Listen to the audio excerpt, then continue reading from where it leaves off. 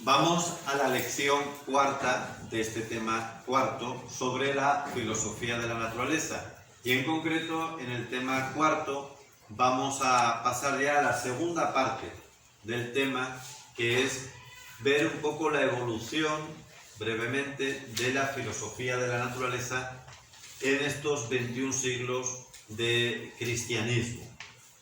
Aunque, como les decía, vamos a hacer referencia sobre todo a los grandes filósofos clásicos, Platón, Aristóteles, fundamentalmente. Empecemos pues por los padres de la Iglesia, la patrística, que de una manera, digamos así, redonda, serían los primeros 5 siglos de la Iglesia.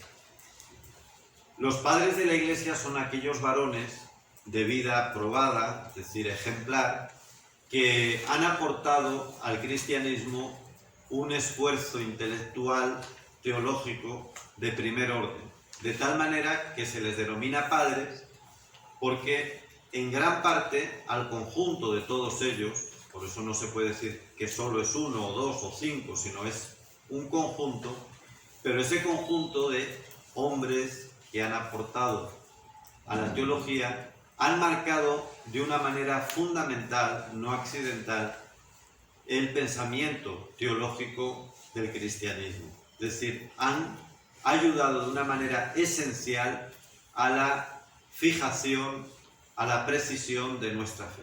Porque no olvidemos que la fe cristiana, Cristo deja lo fundamental, las bases, pero sobre esas ha habido que construir, nunca fuera de esas bases.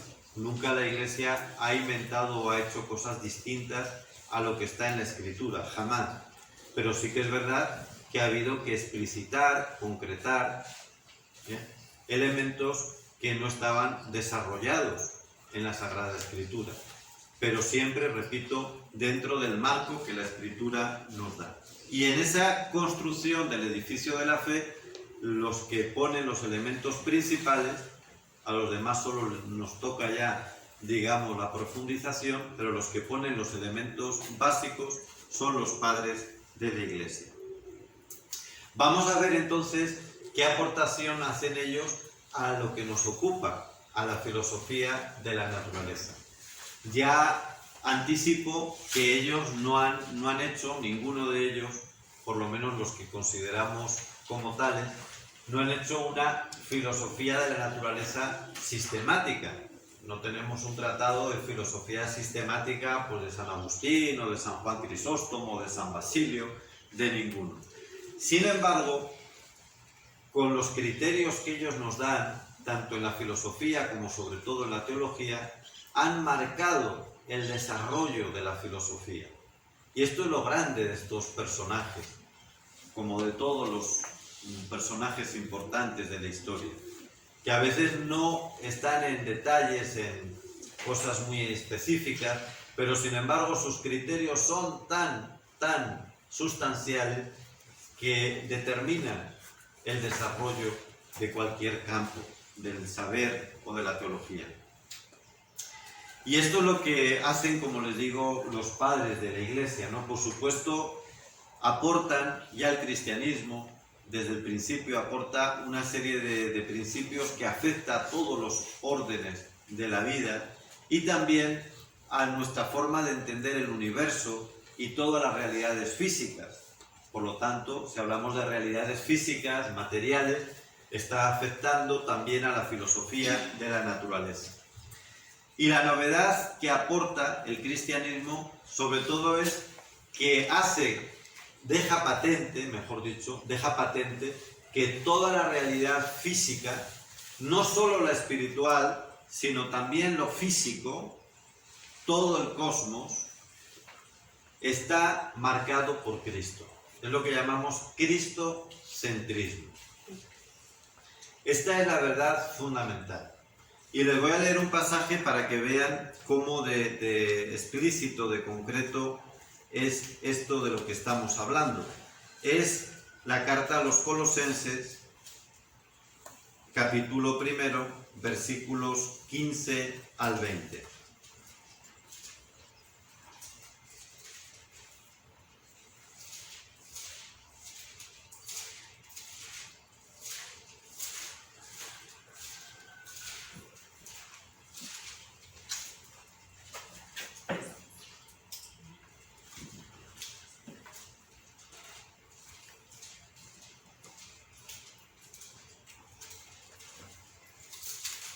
Dice así: Cristo es la imagen de Dios invisible, el primogénito de toda criatura.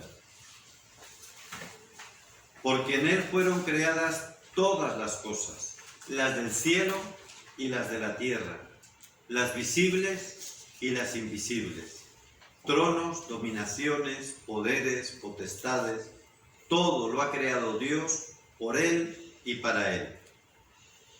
Cristo existe antes que todas las cosas, y todas tienen en Él su consistencia. Él es también la cabeza del cuerpo, que es la Iglesia.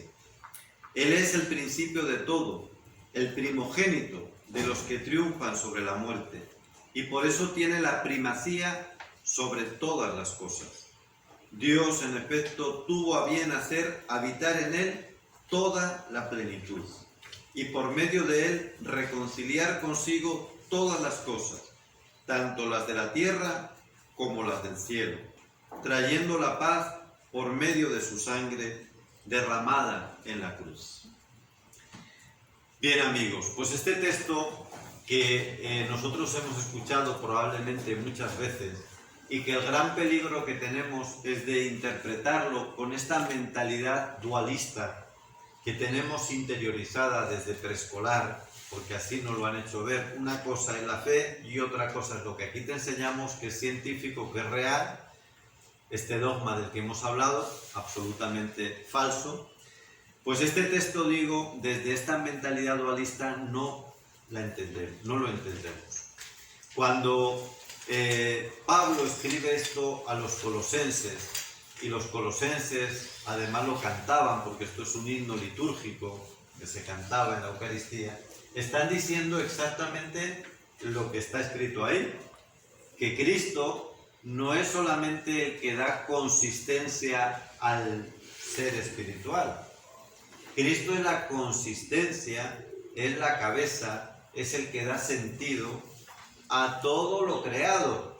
Y vean cómo ha insistido el himno: visible e invisible, tierra y cielo, porque ya entonces existía el dualismo. Ya existía el dualismo griego en este caso. Estamos hablando del siglo I. Entonces existía una filosofía de la naturaleza dualista, ahora la vamos a explicar, que separaba el cielo de la tierra. Eran dos órdenes distintos, heterogéneos completamente. Y Pablo dice: no, todo está unificado por Cristo, por el cual fueron creadas todas las cosas, y el cual va a recapitular todas las cosas, y el cual las da sentido, no solo a lo espiritual, no solo a lo celestial, también a lo material y también a lo terreno. Quieren decir exactamente esto. No están interpretando el mundo o lo material de manera espiritualista, no, quieren decir exactamente material, exactamente tangible, exactamente terreno. Esto es lo que quieren decir. Y claro, esto cambia radicalmente la manera en que veían aquellos hombres que escuchaban aquello y aquellas mujeres. Cambia totalmente, porque para ellos, para los griegos, porque Colosas es un pueblo griego, de cultura griega, para los griegos, para los romanos, incluso también para los orientales, que explicábamos antes de Asia, para ellos el dualismo era lo normal, como lo es hoy, aunque sea un dualismo ya evolucionado, el cartesiano, era lo normal. Y eso de decir que todo tiene a Cristo como consistencia, como principio y como cabeza, pues les cambiaba todos los parámetros. No solo los teológicos, también los filosóficos. Y de ahí, amigos, que la filosofía de la naturaleza, claro que cambió con la revelación bíblica y con la manera en que tenían los cristianos de expresarla, no solo por este cristocentrismo tan bien reflejado en este ícono, sino también con el concepto de creación. Vamos a ver que este concepto de creación es una novedad cristiana. Está en el judaísmo, por supuesto, pero es el cristianismo el que, partiendo de esta experiencia de la creación del mundo judío, lo va a popularizar en toda la cultura occidental. Aclaramos también ahí que en un principio la filosofía con la que más dialogaron los primeros padres de la Iglesia fue sobre todo el platonismo, porque Aristóteles parecía demasiado como materialista y sin embargo el platonismo parecía una filosofía más espiritual. Esto es una aclaración, no vamos a profundizar en ella, y luego ya será sobre todo Santo Tomás el que recupera a Aristóteles y hace un diálogo que creemos es el más interesante, sin obviar, por supuesto, toda la corriente platónica, que también es muy complementaria y que sobre todo pues le debemos a Agustín. Ahí ponemos este Platón, no es Agustín, pero Platón, que vivió entre el siglo V y IV antes de Cristo, pues es el que más influyó, como les acabo de decir, en los padres de la Iglesia, por ejemplo en San Agustín. Y luego Santo Tomás, sin embargo, va a fijarse más en el diálogo con Aristóteles. Pero lo interesante es ver la complementariedad entre Aristóteles y Platón. Bien, muy pronto los padres de la Iglesia hallaron los principales elementos de una metafísica que la fe cristiana exige. Y esos elementos, como les acabo de decir, están marcados sobre todo por la verdad de la creación, pero también la verdad de que todo va a ser consumado, esto que llamamos la vida futura. Por eso la importancia de este texto que acabamos de leer, y también es cierto que esos elementos ellos no los desarrollaron de manera sistemática. Vamos a dejar esta lección aquí y luego vamos a ver un poquito cómo estos elementos de la creación, de la parusía o el final de la historia influyen en la teología, en la filosofía de la naturaleza.